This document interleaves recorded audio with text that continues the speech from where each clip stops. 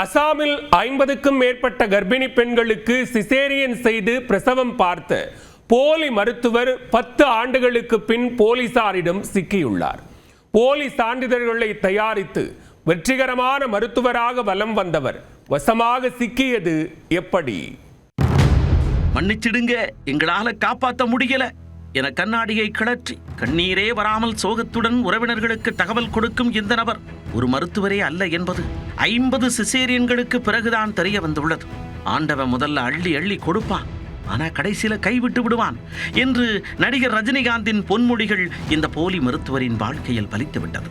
ஆனால் கடைசியில் கைவிட்டு என்ன செய்ய, ஆண்டவன் ரொம்ப லேட் என புலம்புகின்றனர் அவரிடம் சிகிச்சை பெற்றவர்கள். போலி ஆவணங்களை காட்டி போலி மருத்துவராக வாழ்ந்து சிகிச்சை பெற வந்தவர்களை காலி செய்து வந்த மருத்துவர் 10 ஆண்டுகளுக்கு பின் சிக்கியது எப்படி?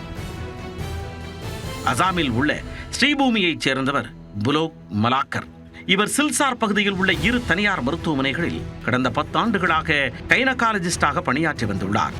இவர் சுமார் இதுவரை 50 கர்ப்பிணி பெண்களுக்கு பிரசவம் பார்த்திருப்பதாக கூறப்படுகிறது. அதுவும் சிசேரியன் பிரசவங்கள். பிரசவம் என வரும் அனைத்து கர்ப்பிணி பெண்களிடமும் தனது சிசேரியன் திறமையை காட்டி அனுபவத்தை வளர்த்துக் கொண்டுள்ளார். இந்நிலையில்தான் அவர் ஒரு போலி மருத்துவர் என்பது கண்டறியப்பட்டுள்ளது. கடைசியாக ஒரு கர்ப்பிணி பெண்ணுக்கு சிசேரியன் அறுவை சிகிச்சை செய்யும் போது ஆபரேஷன் தியேட்டரில் வைத்தே அவர் கைது செய்யப்பட்டார். புலோ ஒரு போலி மருத்துவர் என காவல்துறை அதிகாரிகளுக்கு ரகசிய தகவல்களை சிலர் அனுப்பி வைத்துள்ளனர். அந்த தகவலின் பேரில் அவரது ஆவணங்களை பெற்று போலீசார் ஆய்வு செய்தனர். அப்போது அவரது சான்றிதழ்கள் அனைத்தும் போலியானது என்பது கண்டுபிடிக்கப்பட்டது. ஒடிசா மருத்துவக் கல்லூரியில் படித்தது போல அந்த சான்றிதழ்களை அவர் உருவாக்கியிருந்தார். 10 ஆண்டுகளாக யாருக்கும் சந்தேகம் வராமல் அசாமில் வெற்றிகரமான மருத்துவராக வலம் வந்துள்ளார் புலோக் மலாக்கர். மருத்துவ அறிவு சற்றும் இன்றி 50 பெண்களுக்கு சிசேரியன் செய்துள்ளார் என்ற அதிர்ச்சி தகவலும் வெளியானதால் பொதுமக்கள் அதிர்ந்தே போயுள்ளனர். அவரை கைது செய்துள்ள போலீசார் 5 நாட்கள் காவலில் எடுத்து விசாரித்து வருகின்றனர்.